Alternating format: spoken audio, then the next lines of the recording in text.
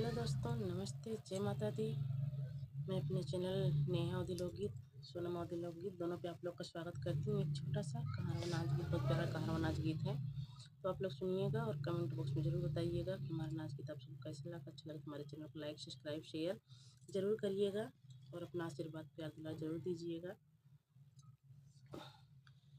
आसवा धराई पिया गए परदेसवा, पिया भुलाई गईले ना, पिया भुलाई गईले ना।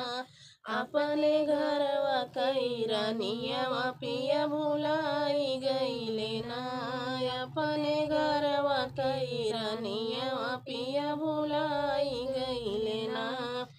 आसवा धराई पिया गए परदेसवा, पिया भुलाई गईले ना, पिया भुलाई गईले ना।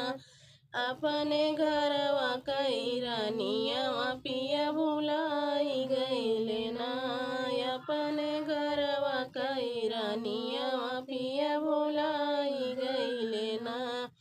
वहीं परदेसवा एक मलिया कई बिटियावा, पिया लो भाई गईले ना, पिया लो भाई गईले ना।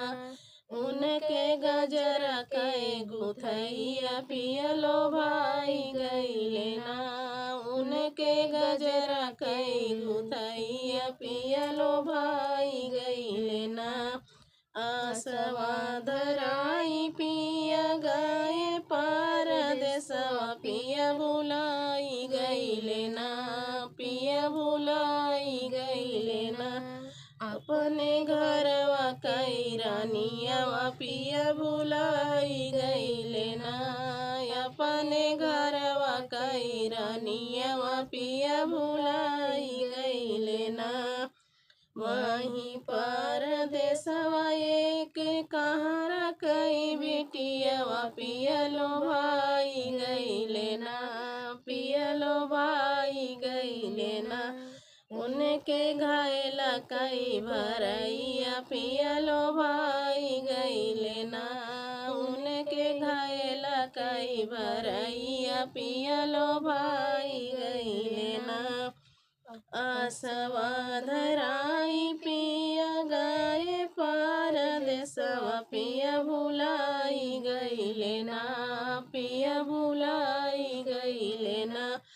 अपने घरवा कैरनियावा पिया भुलाई गईले ना, अपने घरवा कैरनियावा पिया भुलाई गईले ना।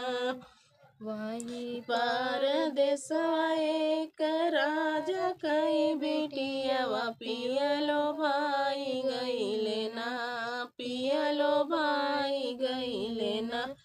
उनकर से जिया कई सुतैया, पिया लो भाई गईले ना, उनकर से जिया का सुतैया, पिया लो भाई गईले ना।